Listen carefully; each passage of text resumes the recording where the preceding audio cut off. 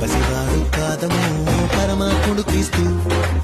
బాలుడు కాదమ్మో బలవంతుడు యేసు, పసివాడు కాదమ్మో పరమాత్ముడు క్రీస్తు. పరమును విడచి పాకలో పుట్టిన పాపుల రక్షకుడు మన యేసయ్యా.